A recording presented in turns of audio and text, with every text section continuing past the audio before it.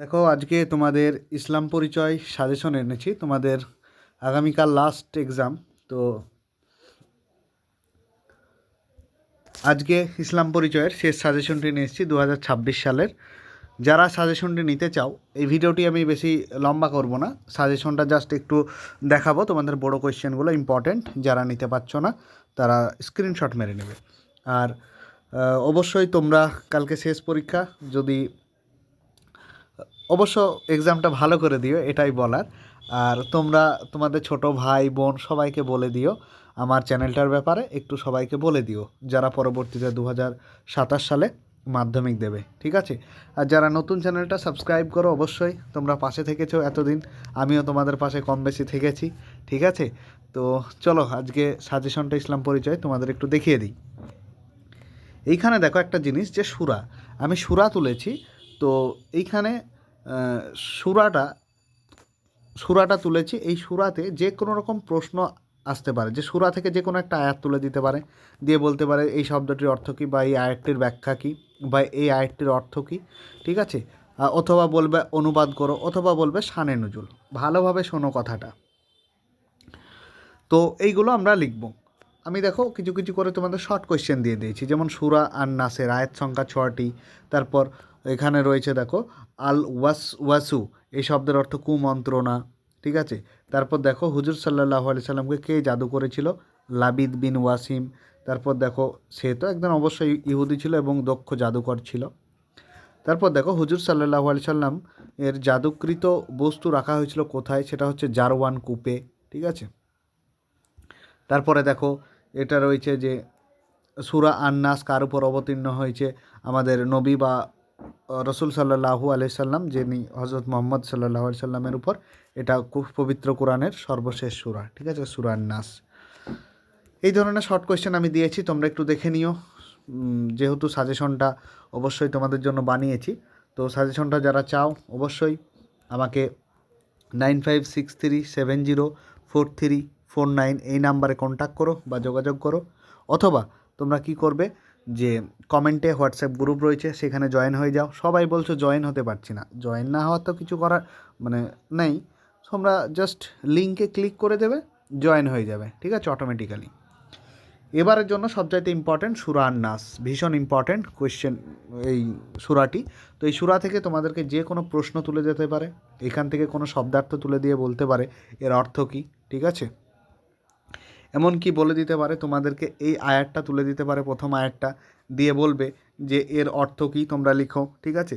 সমস্ত কিছু তোমাদেরকে পুরো প্যাকড আপ করে দিয়েছি এই ইসলাম পরিচয়ের সাজেশনটিতে। আবারও বলছি, শোনো, পুরো ইসলাম পরিচয় সাজেশনটি প্যাকড আপ করে দিয়েছি, তোমরা জাস্ট একটু মানে ক্যালকুলেটিভ মাইন্ডে করে বুঝে নেবে, ঠিক আছে? দেখো এখানে সমস্ত আয়াতগুলোই তুলেছি। তারপরে শানে নুজুল তুলেছি, দেখো ভীষণ ইম্পর্টেন্ট তোমাদের এবারকার শানে নুজুল এটা, ঠিক আছে?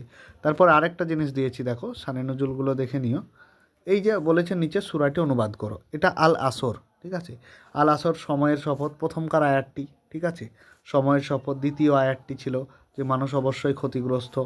তারপরে তৃতীয় আয়াত দেখো এখানে রয়েছে যে কিন্তু তারা নয় যারা বিশ্বাস স্থাপন করে ও সৎকর্ম করে।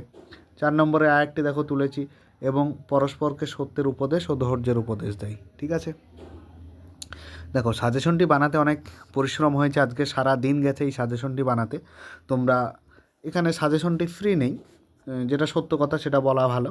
তোমরা যারা নিও তাহলে একটু নিও, সাজেশনটা নিলে তোমাদেরই ভালো। 2026 সালের ইম্পর্টেন্ট কোয়েশ্চেনগুলোয় ইম্পর্টেন্ট হাদিস রয়েছে, ইম্পর্টেন্ট আয়াতগুলো রয়েছে। তারপর সমস্ত কোয়েশ্চেন আমি এখানে তোমাদের পুরো প্যাকড আপ করে তুলে দিয়েছি, ঠিক আছে? এই দুটো শুধু কোয়েশ্চেন বই থেকে আমি ছবি তুলে দিয়েছি, বাকি সবগুলোই আমি নিজে থেকেই করেছি। দেখো এখানে সূরা আল আসরের ব্যাখ্যাটা আছে বলেই আমি এখানে দিয়েছি, ঠিক আছে? শানে নুজুল এখানে রয়েছে, ভীষণ ইম্পর্টেন্ট, কিন্তু এই দুটো শানে নজরুলের মধ্যে গ্যারেন্টি একটা চলে আসবে তোমাদের ইসলাম পরিচয়ের। এইখান থেকে সমস্ত কমন আসবে। আগের বারও যেমন দেখেছো যে সব কমন চলে এসছে সমস্ত সাবজেক্টের কম বেশি, ঠিক আছে? কী পরিমাণে সাজেশন এসছে তোমরা সেখান থেকে নিয়ে নিতে পারো। তোমাদের টেস্ট পেপার থেকে তুলেছে এটা, তোমাদের টেস্ট পেপারে এটা দিয়েছে সূরা আল কদর, ঠিক আছে? এই আল কদরের অনুবাদ এবং ব্যাখ্যা বলেছে। তো কদরের রাত 1000 মাস অপেক্ষা শ্রেষ্ঠ, সূরা আল কদরে বলা হয়েছে, আয়াত নাম্বার 3। তো ব্যাখ্যাটাও দিতে হয়েছে যে এই রাতটি অবহেলায় কাটানো উচিত নয়, বরং জিকির, তেলাওয়াত ও নফল সালাতের মাধ্যমে অতিবাহিত করা জরুরি। ঠিক আছে। আর কি করতে বলেছে? আল্লাহ বলেছে যে সবসময় বিজোড় রাতগুলোতে তোমরা রমজানের শেষ দশকে এই কদরের রাতটি খোঁজো। ঠিক আছে। বিজোড় রাতে 21, 23, 25, 27 উদাহরণ দেওয়া রয়েছে।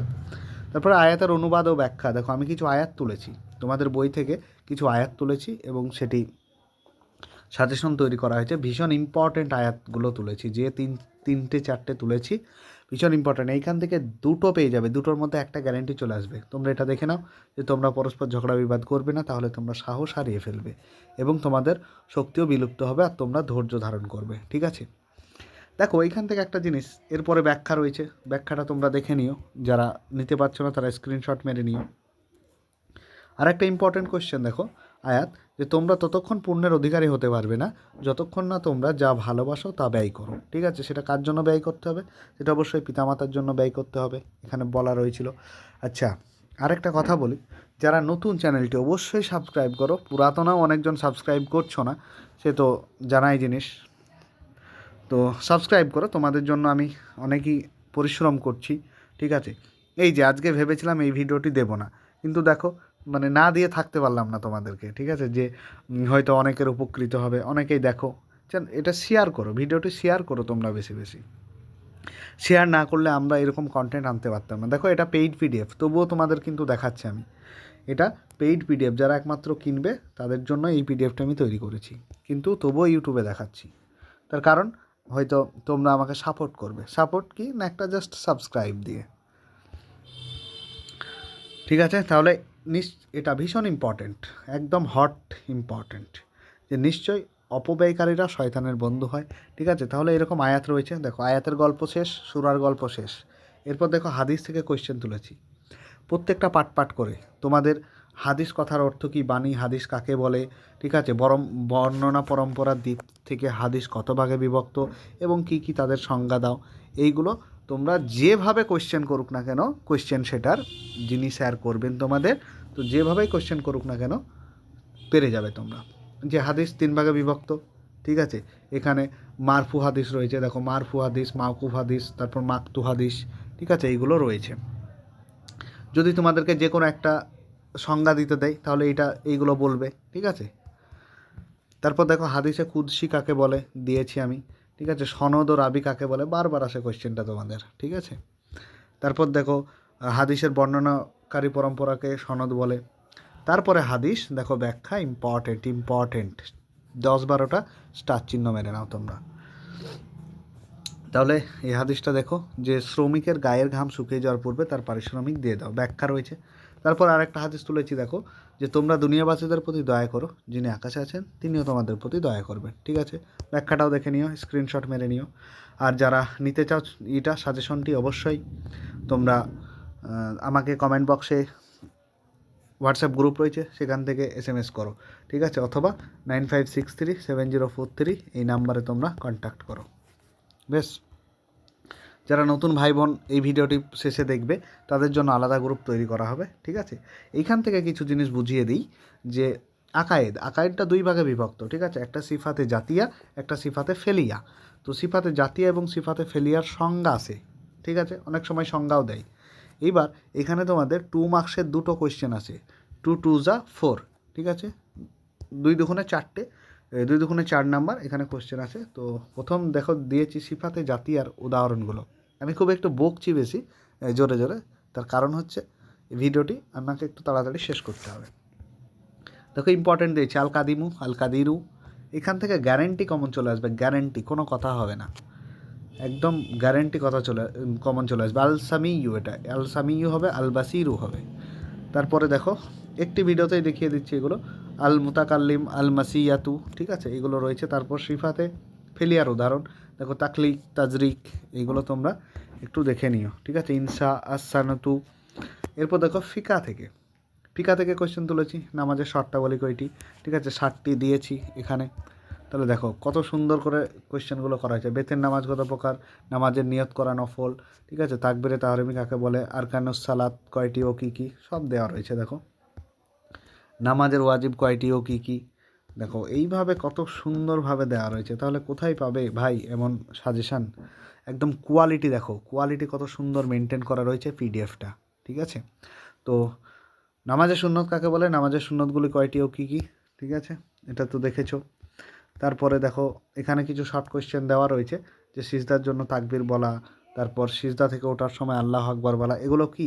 এগুলো সবই কিন্তু সুন্নাত। তোমাকে বলতে পারে যে যে কোনো একটা তুলে দেবে কোয়েশ্চেনে, দিয়ে বলবে এটা কি, এটা নামাজের সুন্নত, নফল, ফরজ না ওয়াজিব, তখন বলতে হবে সুন্নাত। তাহলে সুন্নতগুলো মুখস্থ করে নিতে হবে, ঠিক আছে?